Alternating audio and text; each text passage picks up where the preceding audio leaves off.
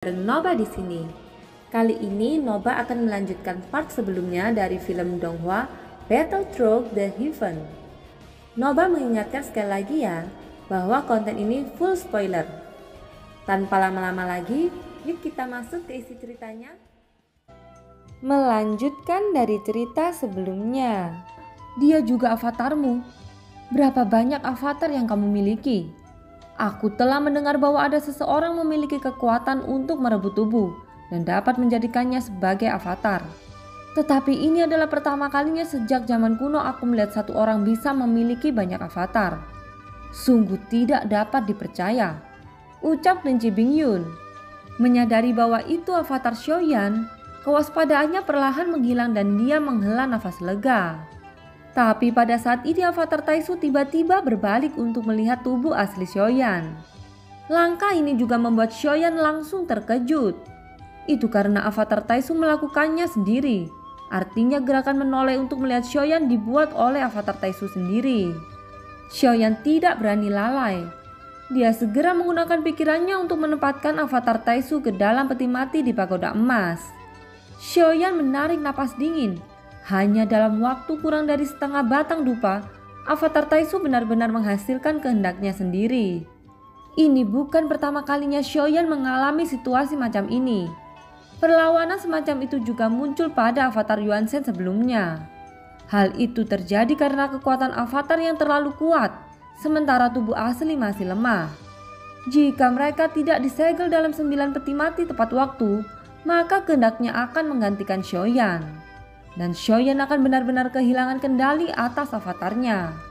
Xiaoyan jatuh ke dalam perenungan. Apa yang aneh adalah avatar Taisu tidak memiliki fluktuasi Douqi, sehingga Xiaoyan tidak bisa mengukur kekuatannya. Tubuh avatar Taisu tampak seperti cangkang kosong, tapi anehnya adalah Xiaoyan bisa merasakan ancaman yang sangat kuat darinya. Aku tidak tahu kekuatan apa yang dimiliki avatar Taisu. Jika dia berada di tingkat keabadian kaisar, seharusnya dia memiliki jantung emas. Tapi mengapa aku tidak merasakan aura keabadian di tubuhnya? Gumam Xiaoyan. Jiwa Xiaoyan memasuki pagoda emas dan menuju ke 9 peti mati. Setelah itu kehendak Xiaoyan tenggelam ke dalam tubuh fisik avatar Taisu. Dan dia tidak dapat merasakan fluktuasi sumber energi. Bahkan Xiaoyan tidak tahu kekuatan apa yang dimiliki avatar Taisu ini. Jadi Xiaoyan bermaksud untuk mengamati tubuh fisiknya. Setidaknya satu hal yang pasti adalah kekuatan avatar Taisu pasti lebih kuat dari tubuh asli Xiaoyan. Kalau tidak, bagaimana mungkin dia bisa memberontak untuk melawan kehendak jiwa Xiaoyan? Xiaoyan mengamati 8 merdian avatar Taisu. Tetapi segera Xiaoyan menjadi semakin bingung. Tidak ada yang aneh tentang itu dan tidak ada fluktuasi sumber energi. Segera Xiaoyan melihat ke jantung. Jantung yang berisi kekuatan abadi pasti berwarna keemasan. Tetapi ketika kehendak jiwa Xiaoyan melewati merdian dan melihat ke dalam jantung, Xiaoyan sekali lagi tertegun. Jantung merah? Ucap terkejut Xiaoyan. Artinya ini adalah jantung biasa yang tidak memiliki kekuatan keabadian kaisar. Dan fakta bahwa avatar Taisu tidak di tingkat keabadian kaisar dapat disimpulkan dari jantung. Tanpa sumber Douqi, juga tidak ada jantung abadi. Mungkinkah avatar Taisu ini tidak kuat? Ucap Xiaoyan mulai merasa bingung. Sekarang dia hanya bisa menggunakan merdian avatar Taisu untuk menelitinya lagi. Ketika Xiaoyan tiba di merdiannya, ekspresinya semakin suram. Tidak ada jejak energi pertempuran di merdiannya. Itu hanya kosong dan tubuh fisik ini sepertinya fana. Tanpa dasar kultivasi maka semuanya seperti cangkang kosong. Seharusnya tidak. Jika itu hanya manusia biasa, lalu mengapa dia memiliki kehendak yang tidak patuh? Ucap Xiaoyan merasa bingung. Artinya kekuatan yang dia rasakan sebelumnya mungkin berasal dari armor hitam yang berubah dari bayangan. Itu telah dibiarkan selama bertahun-tahun yang tak terhitung jumlahnya. Tidak mungkin hanya cangkang kosong. Selain itu dunia Taisu tidak punya alasan untuk melakukan ini. Mereka bahkan rela menghabiskan banyak sumber daya dan mengandung seorang mugel. Ucap Xiaoyan sedikit mengernyit. Dengan analisis seperti itu hanya ada satu kemungkinan bahwa ada rahasia pada avatar Taisu. yaitu rahasia yang tidak diketahui Xiaoyan, atau bahwa avatar Taisu memiliki kekuatan yang sangat kuat, tapi Xiaoyan tidak tahu caranya untuk menggunakan kekuatan ini. Xiaoyan tidak memiliki petunjuk apapun, itu seperti tubuh fana, tanpa apa-apa dan bahkan tidak memiliki bakat. Semakin biasa tampilannya semakin menegaskan dugaan Xiaoyan, tetapi untuk membuktikannya dia perlu menggunakan tahanan roh. Segera tubuh asli Xiaoyan mencengkram tahanan roh dan membawanya ke 9 peti di pagoda emas. Apa yang akan kamu lakukan? Pria kejam 1000 pisau, jangan menyeberangi sungai dan menghancurkan jembatan, ucap tahanan roh berteriak marah. Dia tidak ingin dikurung lagi ke peti mati. Tahanan roh terbiasa dengan kebebasan. Baginya disegel di tempat seperti ini lebih buruk daripada kematian. Dia pernah disegel oleh Zuzang dan dia sudah cukup kesepian. Karena itu tidak peduli apa yang Xiaoyan minta, bahkan jika tahanan roh sangat menentang dan kesal di dalam hatinya, dia akan tetap melakukannya sesuai dengan kemauan Xiaoyan. Ketika tahanan roh disegel di ruang gelap, dia hanya berbicara pada dirinya sendiri. Seperti orang gila yang tidak bisa pergi, perasaan ini sangat membuatnya frustasi. Tentu saja hal yang paling membuat frustasi adalah jika dia ingin mati tapi tidak bisa mati. Oleh karena itu dia hanya dapat bersaing dengan waktu dan menyendiri dalam kegelapan tanpa batas sendirian. Pria kejam 1000 pisau, jika ada yang salah dengan apa yang aku lakukan, katakan saja. Aku akan melakukan yang terbaik untukmu. Tolong jangan menyegelku di peti mati ini. Di dalamnya sangat gelap dan dingin. Aku tidak ingin itu. Aku tidak menyukainya, ucap tahanan roh memandang Xiaoyan dengan mata besar, menunjukkan ekspresi doa. Masuk, ucap Xiaoyan tidak menanggapinya, tetapi menunjuk ke salah satu dari 9 peti mati dan berkata dengan suara dalam. Pembunuh 1000 pisau, kamu benar-benar tidak berperasaan. Kamu membunuh seekor keledai, kamu tidak menunjukkan kasih sayang. Kamu jahat, teriak tahanan roh menangis. Sebelum dia selesai berbicara, Xiaoyan langsung menendangnya ke arah salah satu dari 9 peti mati yang menyegel avatar Taisu. Perhatikan tubuh itu baik-baik. Apakah ada batasan pada tubuh ini yang menyembunyikan kekuatannya? Ucap Xiaoyan. Dalam kegelapan peti mati ini, suara Xiaoyan tiba-tiba terdengar dan tahanan roh bersinar terang. Beri aku jawaban yang akurat, dan kamu bisa keluar dari sini, ucap Xiaoyan. Kamu tidak akan menyegelku di sini kan? Ucap tahanan roh sangat gembira. Aku akan memberimu waktu untuk sebatang dupa, atau aku akan menyegelmu selama 1000 tahun. Aku hanya ingin kamu memberitahuku, apakah ada segel pembatas pada tubuhnya yang menyembunyikan kekuatannya? Ucap Xiaoyan berkata dengan serius. Mata tahanan roh gemetar. Dia tidak mau dikurung di sini selama 1000 tahun. Bahkan jika ia hanya tidur sepanjang dengan Xiaoyan, tetapi perasaan ini membuat tahanan roh sangat menikmati. Tahanan roh tidak banyak bicara. Setelah mendengar kata-kata Xiaoyan, cahaya biru di matanya langsung menyelimuti avatar Taisu.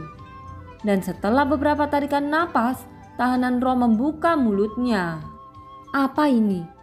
Itu hanya manusia fana, ucap tahanan roh, suaranya terdengar keras, seolah-olah Xiaoyan sedang mempermainkannya.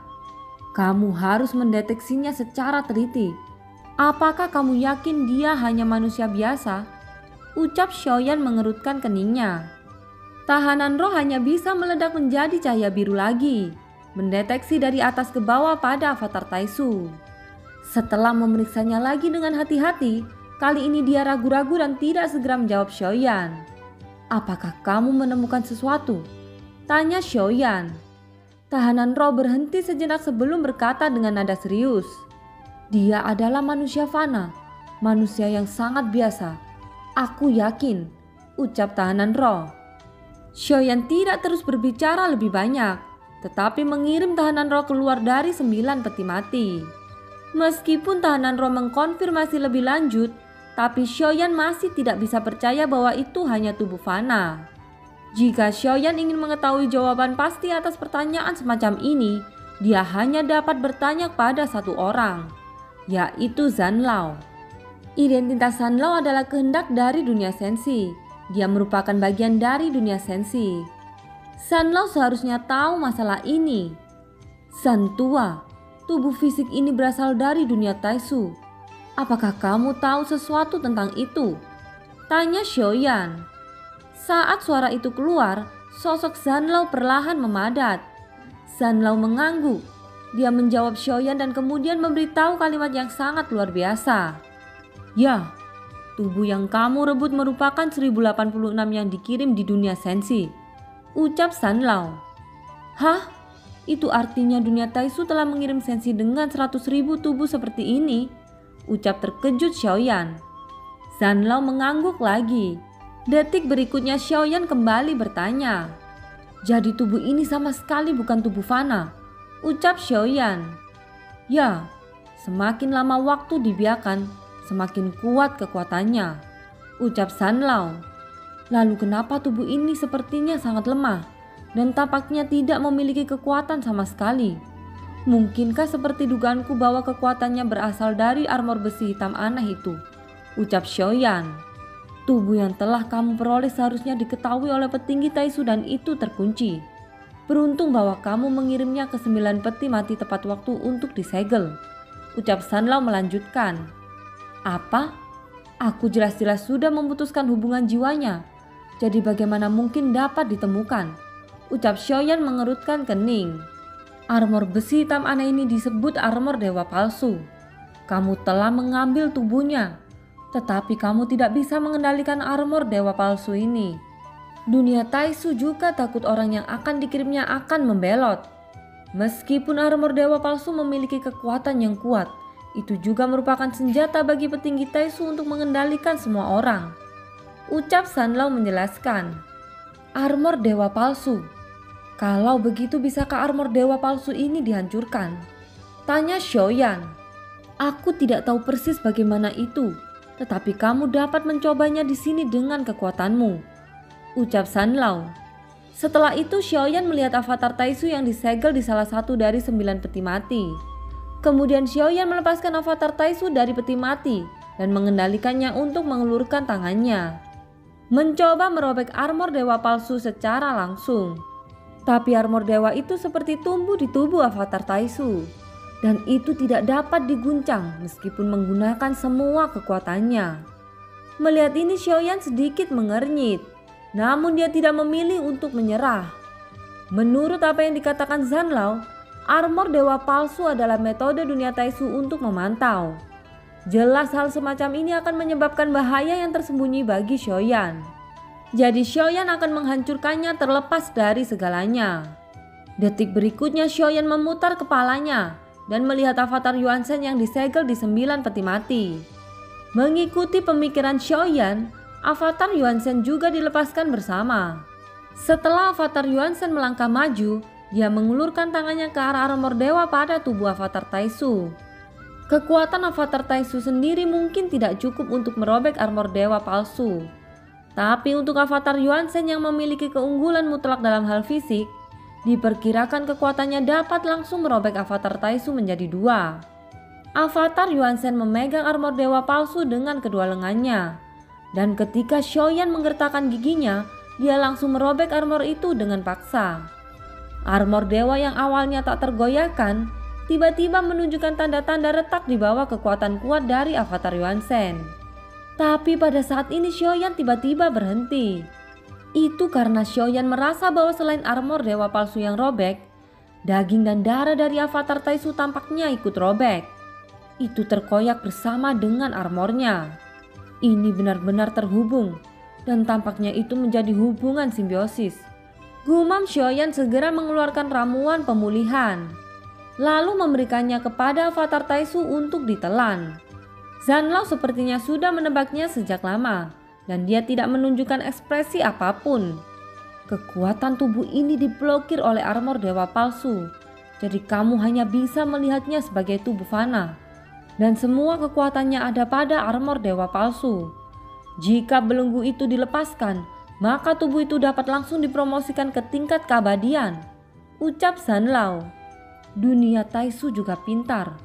Dengan cara ini bahkan jika aku mengambilnya, armor dewa palsu sialan itu masih bisa mengendalikannya dan mencegahku menggunakan kekuatannya, ucap Xiaoyan. Ekspresi wajahnya menjadi gelap. Setelah itu Xiaoyan mengalihkan pandangannya pada tahanan roh. Menyadari hal ini, tahanan roh langsung pura-pura tidur. Xiaoyan menangkapnya lalu meletakkannya ke depan. Tahanan roh, cobalah untuk memeriksa apakah ada sesuatu yang aneh pada armor dewa palsu ini. Mungkin ada segel pembatas atau hal-hal lain, tanya Xiaoyan. Tahanan roh menguap. Tetapi melihat wajah serius Xiaoyan, dia hanya bisa mengikuti apa yang dikatakan Xiaoyan. Setelah hidup begitu lama, apakah kamu masih tidak cukup puas untuk tidur? Ucap Xiaoyan. Apa yang kamu tahu? Tidur adalah rahasia umur panjang. Perhatikan baik-baik dan belajarlah dengan keras, ucap tahanan roh. Xiaoyan tercengang. Lagi pula dia benar-benar tidak punya hak untuk berbicara tentang topik umur panjang. Detik berikutnya cahaya biru dari mata tahanan roh menyapu armor dewa, dan dia menarik pandangannya setelah beberapa saat. Apa yang kamu temukan? Tanya Xiaoyan. Memang ada batasan, dan tepatnya itu adalah batasan tingkat tinggi, ucap tahanan roh. Mengapa kamu tidak mengetahuinya sejak sebelumnya? Ucap Xiaoyan menatap tahanan roh. Sebelumnya kamu menunjukkan kepadaku tubuh fisiknya, dan kamu tidak menunjukkan armor dewa itu, ucap tahanan roh dengan kesal.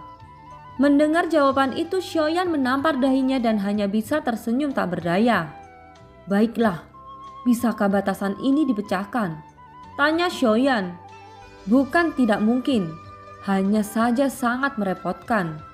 Aku tidak mau dan tidak mau, ucap tahanan roh mendengus 2 kali, matanya arogan. Mendengar itu Xiaoyan tak berdaya, dia segera berkata, buatlah syarat, ucap Xiaoyan.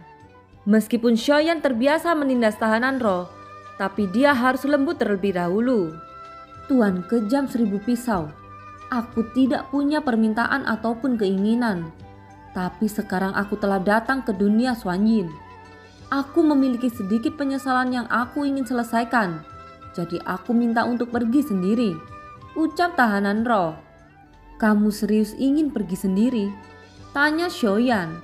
Jangan khawatir, Tuan kejam 1000 pisau, aku tidak akan meninggalkanmu terlalu lama, ucap tahanan roh terlihat benar.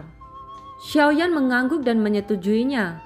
Dia berkata, baik, aku berjanji padamu, tapi kamu harus menghilangkan batasan pada armor dewa terlebih dahulu, ucap Xiaoyan. Xiaoyan tidak bodoh. Dia tahu bahwa jika tidak ada tahanan roh di sisinya, begitu Xiaoyan bertemu dengan formasi kuat, maka akan menjadi masalah merepotkan bagi Xiaoyan. Jadi Xiaoyan hanya menyetujui permintaan tahanan roh dari mulut, tidak dari hatinya. Pada saat ini tahanan roh sangat gembira dan siap untuk memecahkan batasan pada armor dewa. Tapi sebelum itu dia tiba-tiba berbalik hanya untuk menatap Xiaoyan dengan serius. Kamu tidak berencana untuk mengingkari kata-katamu setelah aku memecahkan batasan kan? Ucap tahanan roh. Xiaoyan tertegun dan tersenyum masam. Dia berkata, tentu saja tidak. Jangan khawatir, integritas ini masih ada, ucap Xiaoyan memasang wajah serius dengan mata tegas. Tapi tahanan roh menatap mata tegas Xiaoyan.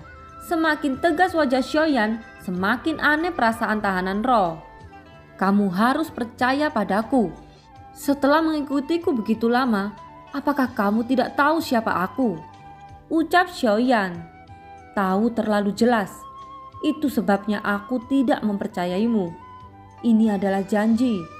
Jika kamu berani berbohong padaku, bahkan jika aku dipukuli sampai mati di masa depan, aku tidak akan pernah memecahkan formasi untukmu lagi. Aku serius, ucap tahanan roh dengan tegas. Xiaoyan segera menganggukkan kepalanya seperti ayam yang sedang mematuk nasi. Pembatasan pada armor dewa ini sangat misterius. Jika rusak maka kemampuan armor yang kuat akan sangat melemah atau bahkan hancur. Kamu bisa memikirkannya sebelum aku mulai, ucap tahanan roh memperingatkan Xiaoyan. Xiaoyan berpikir sejenak kemudian mengangguk. Lagi pula jika armor dewa palsu di tubuh avatar Taisu tidak dipecahkan, maka avatar ini tidak akan berguna sama sekali. Meskipun ia memiliki kekuatan yang kuat, tetapi tidak dapat digunakan oleh Xiaoyan. Jadi Xiaoyan hanya bisa melakukan upaya yang beresiko. Jika dia berhasil, Xiaoyan akan dapat mengendalikan avatar ini dan lolos dari pengawasan Taisu. Tapi jika dia gagal, avatar ini akan mengungkapkan posisi Xiaoyan dan menimbulkan resiko yang lebih besar. Kalau begitu aku akan melakukannya sekarang, ucap tahanan roh. Setelah mendapat konfirmasi dari Xiaoyan, tahanan roh tidak menunda lagi. Dia mulai memecahkan batasan pada armor dewa palsu. Scene berganti di suatu tempat di dunia Xuanyin. Pada saat ini sesosok tiba-tiba membuka matanya. Sosok itu duduk bersila di atas bintang tertentu. Tubuhnya tertutup debu dan dia tidak tahu sudah berapa lama dia duduk di sana. Nomor 1087 telah muncul. Bukankah seharusnya 1087 ada di dunia Sensi? Setelah menghilang begitu lama, bagaimana dia bisa muncul di dunia Xuanyin? Sepertinya dia benar-benar dibawa pergi oleh orang lain. Dan dia juga dikendalikan oleh orang ini. Aku tidak tahu siapa yang begitu sangat berani melakukannya. Tapi dia sepertinya tidak tahu bahwa semua prajurit di dunia Taisu tidak akan pernah bisa dibawa pergi. Dan mereka tidak akan pernah bisa dihianati. Sekali dihianati hanya ada kematian. Ucap sosok itu perlahan berdiri. Meregangkan otot dan tulangnya, bintang tempat dia duduk bersila tidak memiliki kehidupan. Seluruh bintang ini retak. Gunung-gunung yang tak terhitung jumlahnya meletus. Tempat ini hanya bisa digambarkan sebagai kekacauan. Pada kenyataannya 100 tahun yang lalu bintang ini penuh dengan kehidupan. Ada kota makmur yang tak terhitung jumlahnya, serta eksistensi kuat yang tak terhitung jumlahnya. Artinya dalam 100 tahun malapetaka hebat turun ke bintang ini. Dan sejak saat itu bintang ini menjadi api penyucian dunia dan semuanya dihancurkan. Pada saat ini sosok misterius itu memancarkan aura agung dari tubuhnya. Dia mengenakan armor besi hitam di tubuhnya dengan cahaya merah bersinar dari dadanya. Jika Xiaoyan tahu hal ini, dia akan mengenalinya secara sekilas bahwa armor sosok ini sama persis seperti avatar Taisu. Karena aku menemukan pencuri, maka aku akan menghancurkannya. Dunia Taisu tidak mengizinkan pengkhianatan, apalagi dikendalikan oleh orang lain. Aku punya kewajiban untuk membunuhnya, ucap sosok misterius itu berkata dengan dingin. Begitu kata-kata itu jatuh, sosoknya berubah menjadi pelangi panjang dan menyapu ke arah langit. Tapi pada saat ini lokasi yang sudah terkunci mendadak menghilang lagi. Tampaknya orang ini memiliki sarana untuk menghapus pelacakan dari armor dewa palsu. Karena ini masalahnya, dia pasti bukan orang yang sederhana. Menarik. Aku semakin penasaran siapa sebenarnya orang ini. 927. Dengarkan aku. Aku membutuhkan bantuanmu. Nomor 1087 ditemukan. Dia dikendalikan oleh orang lain. Cepat datang dan temukan orang itu bersamaku, ucap sosok misterius itu. Dan film pun berakhir. Terima kasih ya yang sudah nonton Nobas sampai akhir. Sampai jumpa.